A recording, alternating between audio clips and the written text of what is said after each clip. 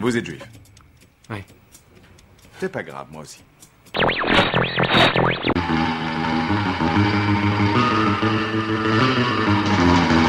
Nous interrompons un instant notre programme pour diffuser un bulletin d'information spécial. Ethiopia, abstain. France, yes. Greece, no.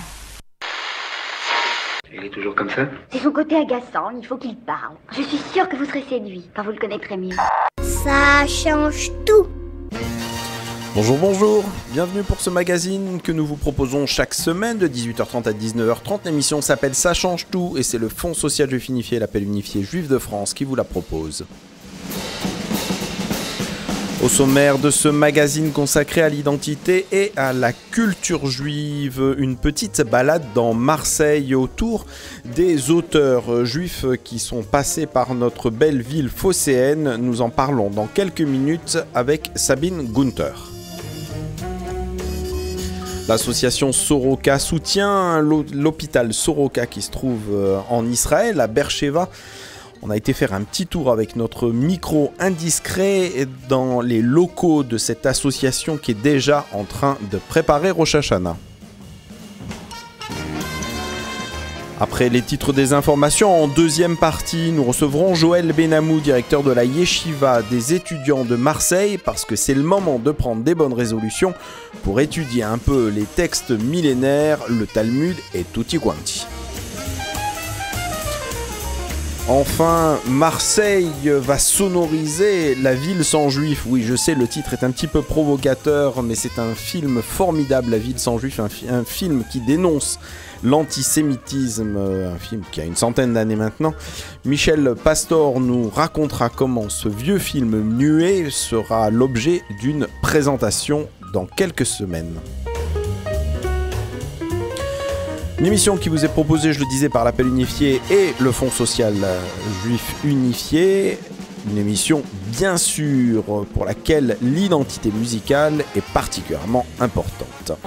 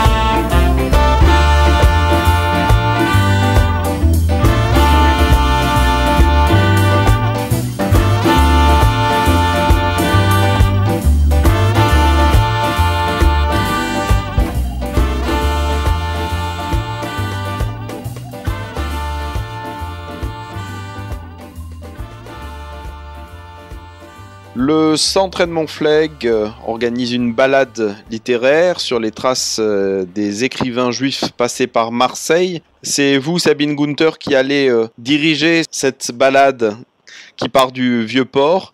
Qu'est-ce que vous allez envisager comme périple ?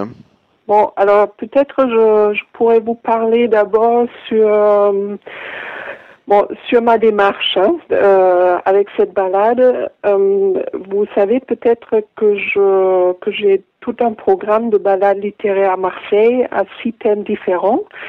Et je parle par exemple sur le 19e siècle, sur les années 20 à Marseille, qui ont vu beaucoup d'Allemands, beaucoup d'artistes et intellectuels allemands débarquer à Marseille pour des raisons toutes particulières. Et après, je fais aussi une balade sur le temps de l'exil. Et pour la balade de ce dimanche, je pense monter les 3 sujets, le 19e siècle, les années 20 et l'exil, pour parler des passants juifs à Marseille. Et là, au 19e siècle, il y avait 2 passants très célèbres, Henri Heine, le poète allemand en exil au 19e siècle, Karl Marx, et une autre femme écrivaine allemande juive, Fanny Lewald. Oui, parce que Sabine Gunther, vous êtes spécialiste de littérature, critique littéraire, traductrice, on l'entend aussi, spécialiste d'événements culturels franco-allemands. Cette manière de découvrir la littérature en marchant et bien entendu en entendant vos explications, c'est quelque chose que vous développez depuis quelques années avec votre association Passage et compagnie. Oui, c'est ça. C'est maintenant sous le label Tell Me Tours que je propose ces balades. Et pour notre balade de dimanche, je vais surtout parler aussi des écrivains, des intellectuels juifs qui sont venus dans les années, au début des années 40 à Marseille en exil, et qui ont essayé de s'enfuir, de quitter l'Europe en grande partie vers les États-Unis. Et là, il y a beaucoup de choses, beaucoup de destins à raconter. On va lire des textes et on va faire une petite promenade qui va pas durer plus de 2 heures. On va rester en centre-ville. Je vais montrer quelques anciens hôtels qui ne le sont plus, mais qui ont été des lieux phares de certaines périodes. Par exemple, dans la rue du Relais, l'hôtel où a séjourné Anna Seghers, l'écrivain allemand, la romancière qui a écrit le roman Transit sur cette période d'exil à Marseille et qui a séjourné avec ses 2 enfants là-bas. Sabine Gunther, la liste impressionnante des écrivains juifs ou d'origine juive qui sont passés par Marseille, beaucoup le sont passés pour des raisons d'exil, vous l'avez évoqué, notamment pendant la période de la guerre, mais d'autres, vous évoquiez Karl Marx, Hannah Arendt ou des gens comme Claude Lévi-Strauss, ne sont pas obligatoirement passés par Marseille pour des raisons d'exil. Alors, Lévi-Strauss est passé à Marseille parce qu'il était en exil. Il a quitté Marseille en mars de 1941, exactement. Non, alors, il y a d'autres gens dont je vais parler. C'est tous ces gens qui sont venus à Marseille dans les années 20. Et là, il y a Walter Benjamin, le philosophe allemand. Il y a les enfants de Thomas Mann, Erika et Klaus Mann, qui ont écrit sur Marseille des années 20. Et surtout les grands essayistes allemands Kurt Tucholsky et Josef Roth. Et aussi Stefan Zweig, il est venu dans les années 20 à Marseille. Et eux, ils ont tous écrit sur la métropole, sur le pont transporteur et ils ont fait des éloges sur la modernité de la ville. L'occasion de découvrir ou de redécouvrir ces écrivains et notre ville Marseille, c'est ce dimanche de 10h30 à 12h30. À peu près le rendez-vous démarre sur le Vieux-Port et il faut s'inscrire, se préinscrire au Centre Fleck 04 91 37 42 01 pour que la visite soit évidemment le plus préparée, le plus fluide possible. En tout cas, vous allez nous faire découvrir ce dimanche, Sabine Günther, un Marseille que peu de gens connaissent. Ouais, j'espère que je vais, avec mon regard de l'extérieur, parce que je viens de Berlin initialement, que je vais pouvoir apporter quelque chose aux connaissances des Marseillais sur leur ville. Merci en tout cas et rendez-vous ce dimanche pour cette balade littéraire dans Marseille. Merci. C'est moi qui vous remercie. Pour le Ku Klux Klan, Selig, un juif capable de se transformer en nègre ou en indien, constitue une triple menace.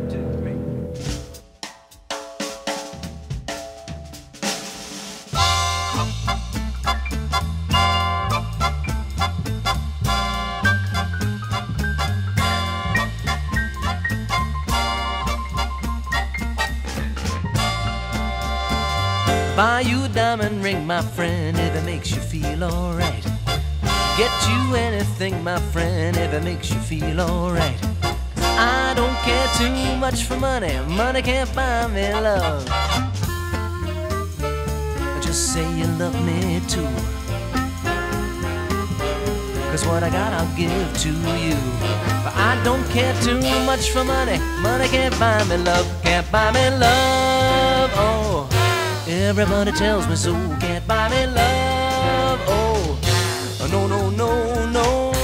Say you don't need no diamond ring and I'll be satisfied. Tell me that you want those kind of things money just can't buy. I don't care too much for money, money can't buy me love.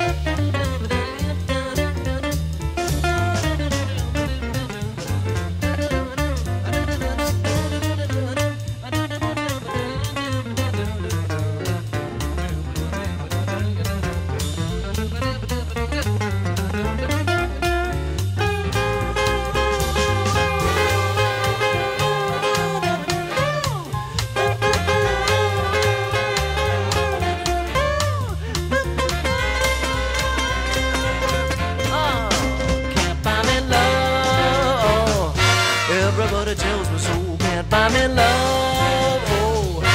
No, no, no, no. Say I don't need no diamond rings and I'll be satisfied. Tell me that you want those kind of things that money just can't buy. I don't care too much for money, money can't buy me love, yeah.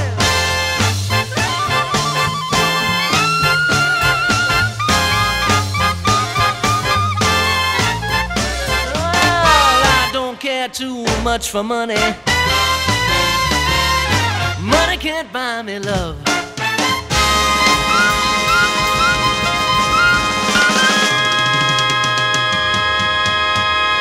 Rien ne vaut un bon Beatles, même s'il est repris en jazz, comme c'était le cas maintenant. Je vous le disais tout à l'heure en introduction, l'association Soroka s'occupe particulièrement de l'hôpital Soroka qui se trouve à Beersheva en Israël, un hôpital très important puisqu'il couvre à peu près la moitié, peut-être même plus 60% d'Israël. Donc il y avait besoin de cette association que nous recevons régulièrement au micro. Elle a fait tout cet été un travail formidable de collecte pour aider l'hôpital à recevoir les soldats et les blessés de cette opération qui nous a beaucoup occupé tout l'été. Mais ça y est, l'été est passé. Et les bénévoles de l'association Soroka sont à pied d'œuvre déjà pour préparer ce qu'il s'appelle l'opération de Rosh Hashanah, les paniers de Rosh Hashanah. On a été balader notre micro du côté du local de cette association pour interroger sa présidente, Paulette Haddad. Alors cette année, vous remettez en place cette opération des corbeilles. Il s'agit de faire des cadeaux qu'on adresse aux autres, ou à soi-même d'ailleurs, corbeilles dans lesquelles se trouve tout ce qui est nécessaire pour Rosh Hashanah. Absolument, absolument. Nous avons aussi, par exemple, des sociétés qui nous prennent aussi des corbeilles pour leurs meilleurs clients ou leurs fournisseurs. Et oui, ça s'adresse à tout un chacun. Et c'est un plaisir chaque fois qu'on reçoit parce qu'on essaye de faire en sorte que ça ne soit pas toujours répétitif. Donc, on a beaucoup d'imagination et on est en recherche. Vous savez, c'est presque dès qu'on a terminé l'opération, on recommence déjà à chercher et à mettre en place pour pouvoir satisfaire le maximum parce que nous souhaitons vraiment que les gens ne prennent pas cette corbeille uniquement si vous voulez, pour faire plaisir à l'association, mais qu'ils soient heureux de la recevoir. Et je pense que c'est à peu près tout le temps, je ne vais pas dire à 100% parce qu'il y a toujours quelquefois quelqu'un qui peut, mais enfin disons à une très très très large majorité, ça a été le cas, parce que je crois que tout le monde voit le travail que nous faisons, nous sommes tous bénévoles. Plus très très jeunes, mais disons qu'on est très jeunes dans notre tête et surtout, on a une volonté complètement intacte et renouvelée quotidiennement de soutenir cet hôpital en Israël. Alors nous sommes aujourd'hui dans les locaux de l'association Soroka. Les bénévoles commencent déjà à préparer donc ces fameuses corbeilles, des magnifiques saladiers en métal très design qui peut aller dans tout les intérieurs et qui se rempliront au fur et à mesure du temps avec toutes sortes de douceurs pour Rosh Hashanah. Absolument, absolument. Le vin, le miel, le sésame, vraiment les pommes, la grenade, les dattes d'Israël, les dattes farcies, la feuille de miel, enfin j'ai énormément de choses. Et chaque fois, le nougat de dattes fait par mes amis spécialistes et tout est fait pour que ça fasse plaisir et que ça soit pour Rosh Hashanah aussi un échange aussi, le lien entre ceux qui prennent ces corbeilles, entre notre association et surtout avec l'hôpital de Soroka, de Beersheva en Israël, parce que je crois qu'ici, c'est la seule aide qu'on peut leur porter, c'est qu'ils soient vraiment sûrs de notre soutien plein et entier. Et c'est une manière d'inviter Israël à sa table, à la table de Rosh Hashanah et pour les fêtes. Comment, Paulette Haddad, est-ce qu'on fait pour donc offrir ou se faire livrer donc ces fameuses corbeilles de Rosh Hashanah? Voilà, alors on téléphone. Je vais vous donner le téléphone d'André Sebag qui est vraiment l'âme centrale de toute cette opération parce que c'est celui qui va tout prendre en compte, qui va prendre les livraisons. Son numéro de portable, c'est le 06 16 31 63 52. Appelez-le, ça lui fera plaisir d'abord parce qu'il s'investit tellement dans cette opération. Et puis, vraiment, vous serez satisfait parce qu'on livre bien sûr tout avant la fête. On essaye de faire ça le plus près possible de la fête, mais il nous faut quelques jours parce que devant l'ampleur du succès, on est aussi obligé, nous ne sommes pas des professionnels, mais on met tout notre cœur à le faire et ça, soyez convaincus que vraiment, pour nous, l'essentiel, c'est vraiment ce lien avec cet hôpital qui nous tient à cœur parce qu'on se rend compte de plus en plus à quel point c'est une centralité d'Israël aussi. Merci Paulette Haddad et donc Shana Tova, bonne année à l'association Soroka Marseille. Merci à vous aussi. Êtes-vous disposé à travailler avec le Mossad? Le Mossad, les services secrets israéliens. Dame, rechercher un nazi avec des juifs, quelle drôle d'idée. Et pourquoi donc? Mais enfin, il va les reconnaître. Comment ça?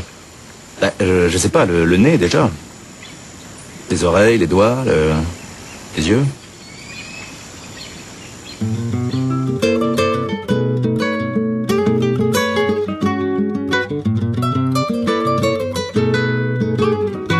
fait, qu'est-ce qu'il a, qu'est-ce que c'est celui-là?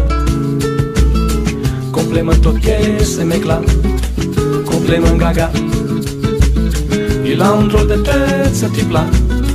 Qu'est-ce qu'il fait, qu'est-ce qu'il a? Et puis ça brignole, les gars. Et les drôles bizarres, les gars. Ça se passe comme ça. Qu'est-ce qu'il fait, qu'est-ce qu'il a, qu'est-ce que c'est celui-là? Il a un drôle d'accent, ce gars-là. Il a un drôle de voix. On va pas l'échauffer, les gars. Qu'est-ce qu'il fait, qu'est-ce qu'il a? Ne me chave pas, mon petit gars. On va mettre en prison ce type-là. S'il continue comme ça, s'il continue comme ça. Je ne suis pas un playboy, je ne peux pas de mine. Avec ma grosse moustache et mon long nez de fouine. Mais je ne sais pas pourquoi quand je souris aux filles, elles veulent toujours me mener coucher dans les familles. Et les maris disent de moi: qu'est-ce qu'il fait, qu'est-ce qu'il a, qu'est-ce que c'est celui-là? Complètement toqué, ce mec-là. Complètement gaga. Il a un drôle de tête, ce type-là. Qu'est-ce qu'il fait, qu'est-ce qu'il a? Et puis ça brignole, les gars. Et les drôles bizarres, les gars. Ça se passera pas comme ça, ça se passera pas comme ça. Ce n'est pas ma faute à moi si les femmes sont mariées. Ils préfèrent sortir avec moi pour jouer à la poupée. Elles aiment mes cheveux blonds et mes épaules sont. Mais je crois ce qu'elles peuvent faire, c'est mon petit vétron. Et les maris disent de moi: qu'est-ce qu'il fait, qu'est-ce qu'il a, qu'est-ce que c'est celui-là? Complètement toqué, ce mec-là. Complètement gaga. Il a un drôle de tête, ce type-là. Qu'est-ce qu'il fait, qu'est-ce qu'il a? Et puis ça brignole, les gars. Et les drôles bizarres, les gars. Ça se passera pas comme ça, ça se passera pas comme ça. Si vous saviez comme c'est beau d'être très bien dans sa peau. Je bois mon pastis au bar avec les chefs de gare. J'ai mes garnis pour toujours, je suis heureux. Mais ça amène les gens qu'on ne vit pas comme eux. Et les gens disent de moi: qu'est-ce qu'il fait, qu'est-ce qu'il a, qu'est-ce que c'est celui-là? Complètement toqué, ce mec-là. Complètement gaga. Il a un drôle de tête, ce type-là. Qu'est-ce qu'il fait, qu'est-ce qu'il a? Et puis ça brignole, les gars. Et les drôles bizarres, les gars. Ça se passera pas comme ça, ça se passera pas comme ça. Voyant que sous cette terre tout n'était que vice. Et que pour faire des affaires j'ai manqué de malice. J'ai monté de mon engin interplanétaire. Et je n'ai remis jamais les pieds sous la terre. Et les hommes disent de moi: qu'est-ce qu'il fait, qu'est-ce qu'il a, qu'est-ce que c'est celui-là? Complètement toqué, ce mec-là. Complètement gaga. Il a un drôle de tête, ce type-là. Qu'est-ce qu'il fait, qu'est-ce qu'il a? Et puis ça brignole, les gars. Et les drôles bizarres, les gars. Ça se passe comme ça. Qu'est-ce qu'il fait, qu'est-ce qu'il a, qu'est-ce que c'est celui-là? Il a un drôle de tête, ce type-là. Qu'est-ce qu'il fait, qu'est-ce qu'il a?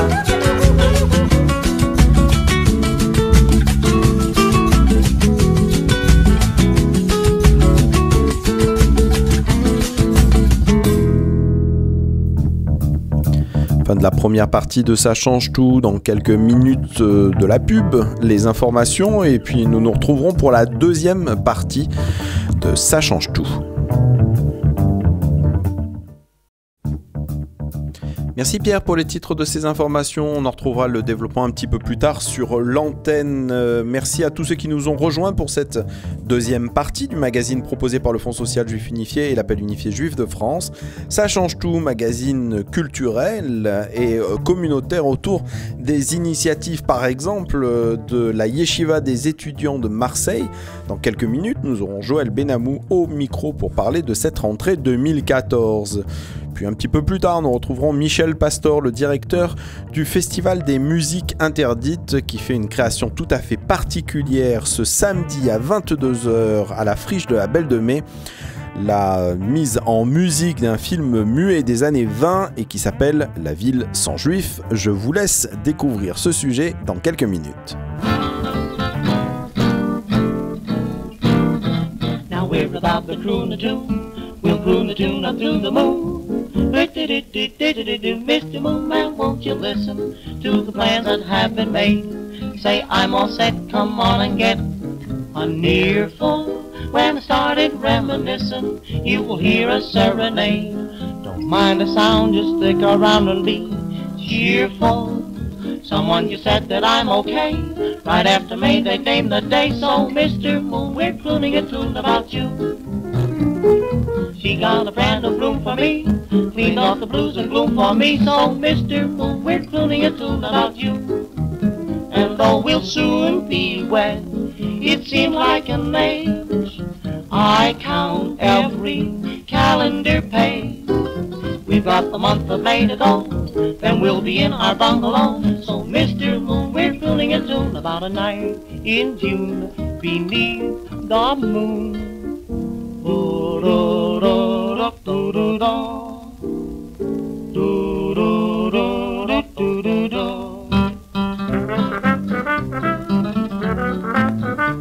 Oh, Mr. Moon, there's a tune for the bride and the groom.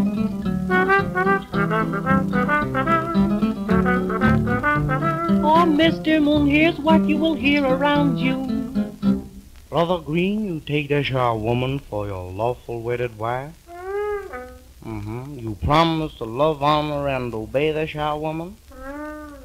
Brother Green, you also understand that by the bonds of marriage, you're supposed to keep this here woman's mother?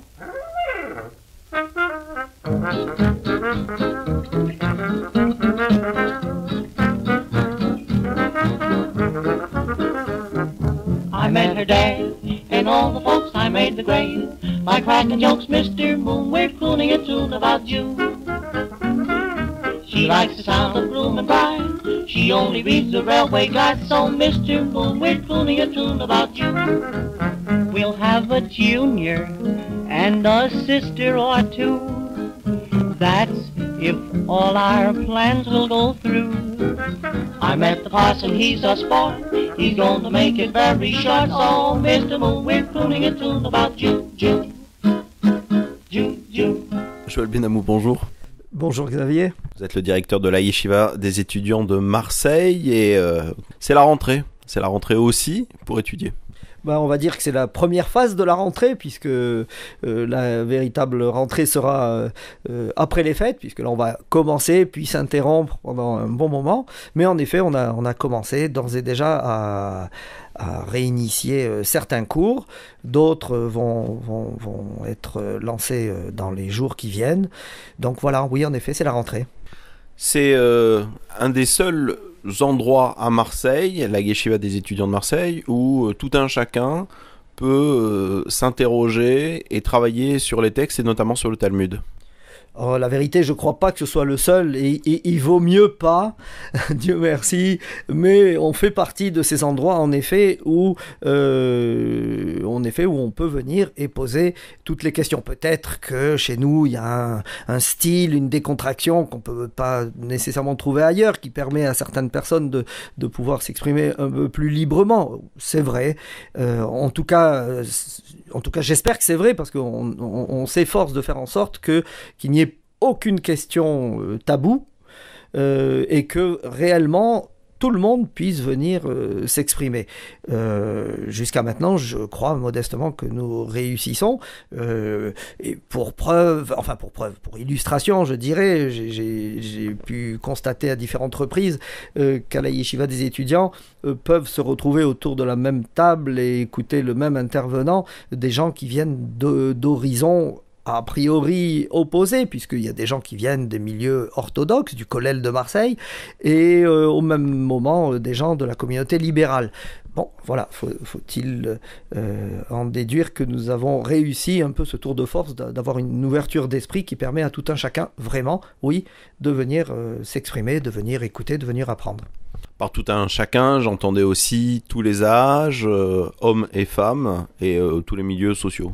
Oui, en effet, donc tous les âges, tout le monde est la bienvenue, et force est de constater que la fréquentation touche vraiment tout le monde, même si nous continuons à mettre l'accent sur la jeunesse, quand j'entends la jeunesse, c'est pas l'enfance, même si les enfants peuvent venir bien évidemment, mais notre accent sur les jeunes, c'est-à-dire les post-bac, l'accent est mis sur 2 points, sur le recrutement, c'est vers eux qu'on met la dynamique de recrutement, et sur le ton, l'ambiance, encore une fois, on veille à ce que ce soit comme ça un peu décalé, un peu décontracté, pas guindé quoi en un mot, et donc après les autres tranches d'âge, si ça leur plaît, bien évidemment elles sont les bienvenues.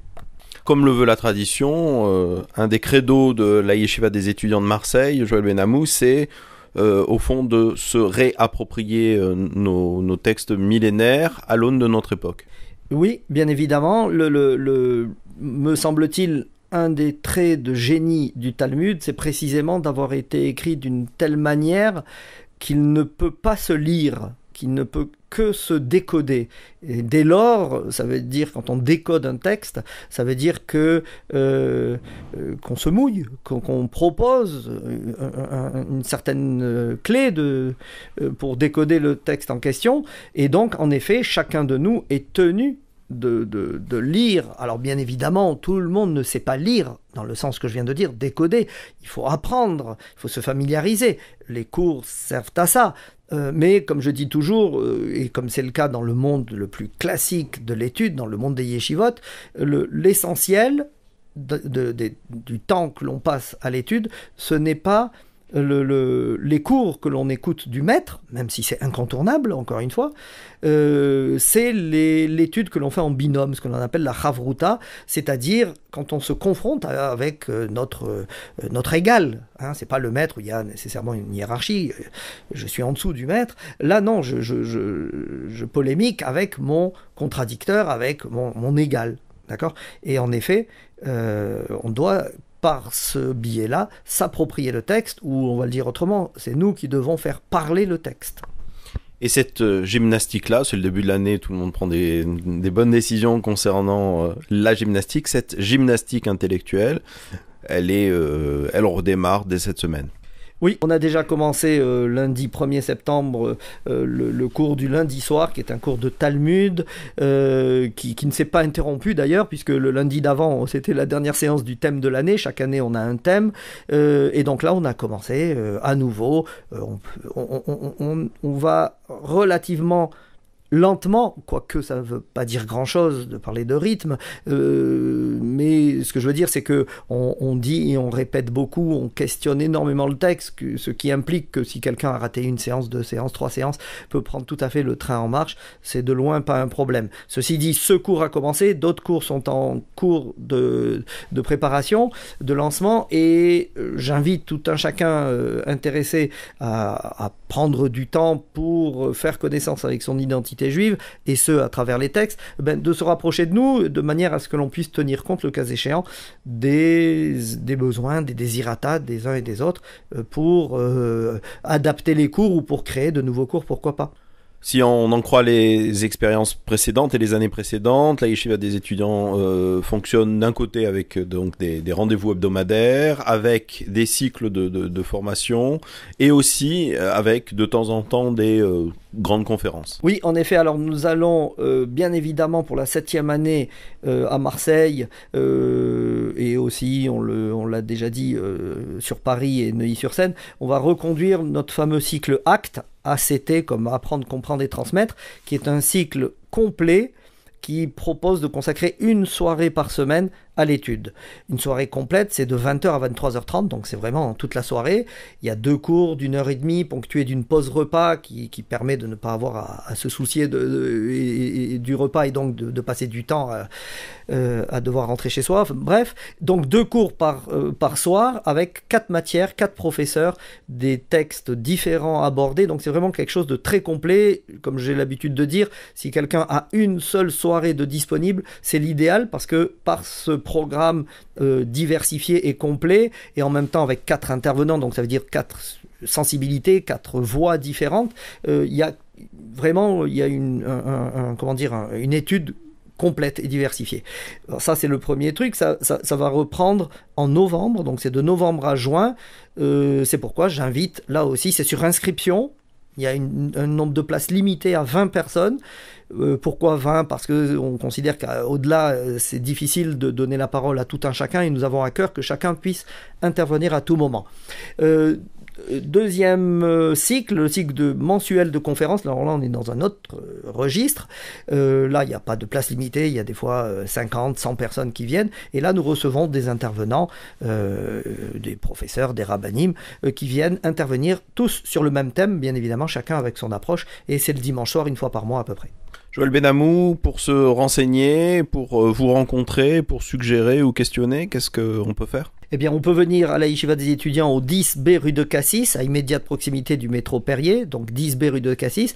On peut me téléphoner au 04 91 41 82 97. Je répète le numéro 04 91 41 82 97, ou nous écrire par mail à l'adresse suivante contact au singulier @layesh.com, LAYECH.com. La Yesh, c'est la Yeshiva des étudiants de Marseille. Joël Benamou, vous en êtes le directeur. Merci pour cet entretien. Garde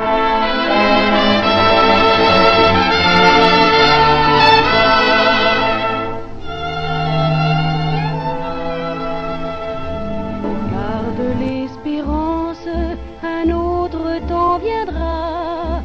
Ta souffrance demain finira. Garde l'espérance, ne crains jamais le sort. En silence, résiste et sois fort. Une étoile dira le retour de tes rêves, des anciens beaux jours. Et ta peine alors sera vaine, car le monde chantera l'amour. Garde l'espérance, un autre temps viendra, et la chance demain sourira.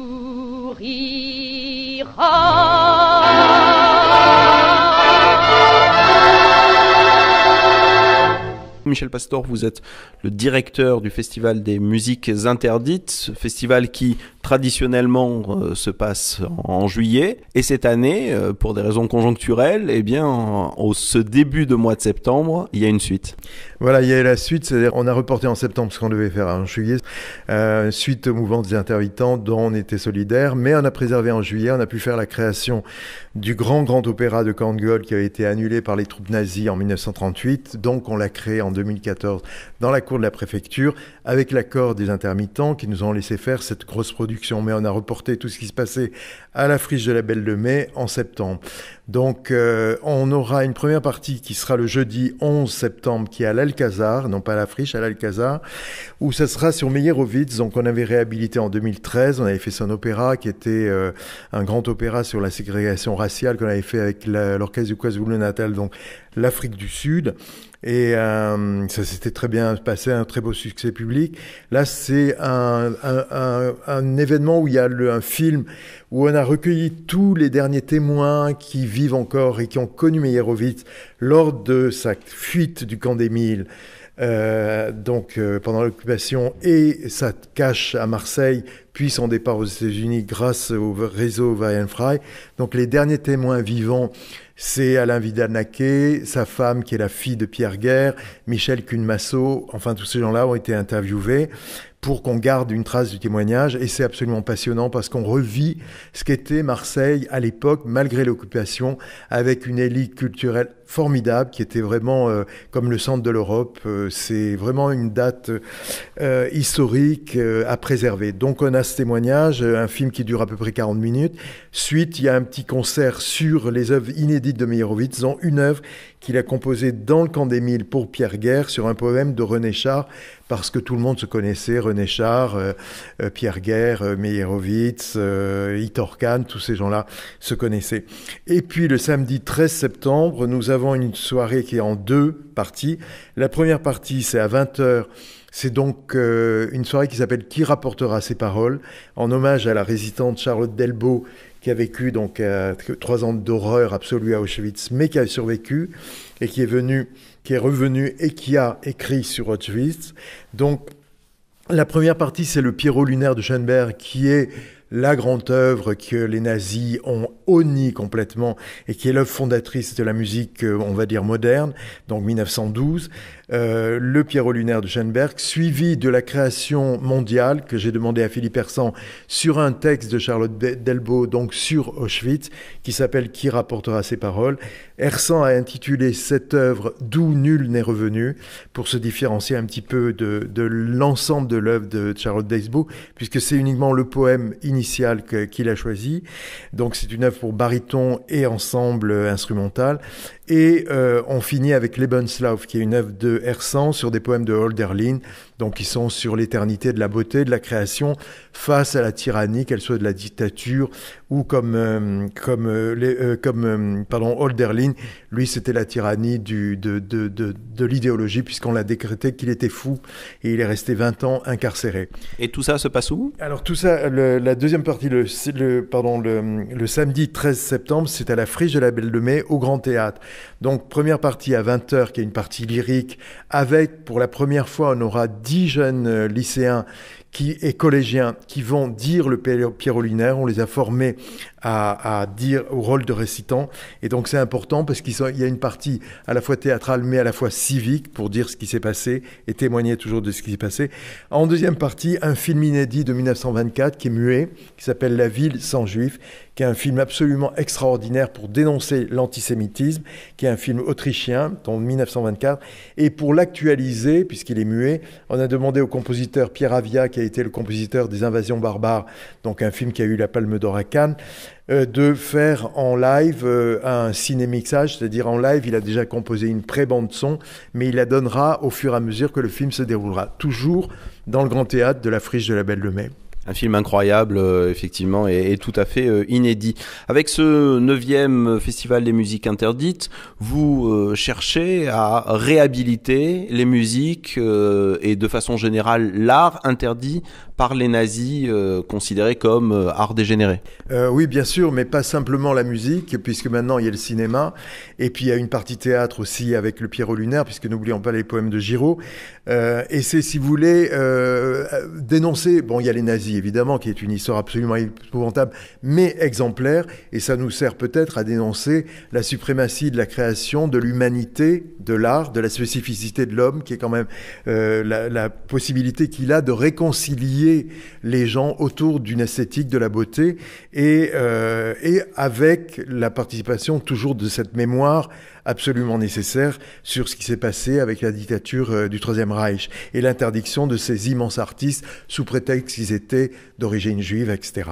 Le film La ville sans juifs est extraordinaire, je le recommande à tout le monde de le voir, parce que c'est avec une arrogance et une ironie. Il dénonce en ces temps actuels où on sait qu'il y a une remontée de l'antisémitisme, il dénonce d'une manière hyper intelligente et raffinée et cinglante l'antisémitisme. En tout cas, 2 rendez-vous ce jeudi et ce samedi pour des créations, des découvertes et un travail formidable que vous faites, Michel Pastor. Merci en tout cas. La dernière chose, c'est juste pour la billetterie. Alors, à l'Alcazar, c'est entrée libre, comme c'était à la préfecture pour le Grand Opéra de Korngold. Mais il faut bien survivre. Donc, il y aura une participation demandée à la Friche de la Belle de Mai. La location, c'est 10 €, je crois. Donc, c'est comme une place de cinéma. Et pour la location, c'est la FNAC, l'espace culture et la Friche de la Belle de Mai. Merci Michel Pastor. Vous avez vu, Salomon, ils ont des voitures maintenant. Ils ont des Rolls blanches, les noirs. En tout cas, c'est pas monsieur que ça risquerait d'arriver. Quoi donc? Que mademoiselle épouse un noir. Qu'est-ce que ça veut dire, ça? Que monsieur est peut-être un peu raciste. Raciste? Moi, raciste? Salomon, raciste? Enfin, Dieu merci, Antoinette épouse un Français bien blanc. Bien blanc. Il est même un peu palo, tu trouvez pas? Avec ce petit bouton. Et son cheveu sur la langue. Il a un cheveu, mais il est riche. Riche comme moi, et catholique comme tout le monde. Pas comme tout le monde, monsieur. Parce que moi, par exemple, je suis juif. Vous êtes juif? Comment Salomon, vous êtes juif? Salomon est juif. Oh! Et mon oncle Jacob qui arrive de New York, il est rabbin? Mais il est pas juif. Bah si. Mais pas de votre famille? Si. Tout ça fait rien, je vous garde quand même.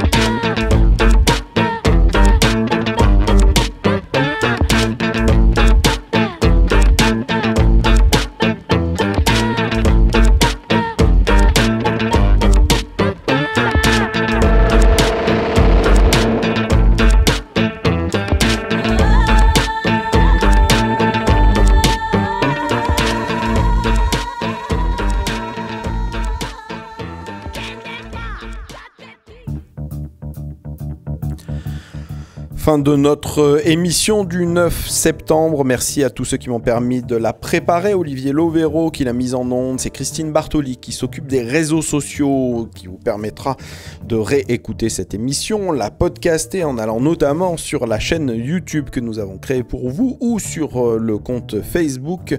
Facebook, ça change tout. Xavier Nataf était derrière le micro rouge. Vous salue bien bas et vous retrouve la semaine prochaine.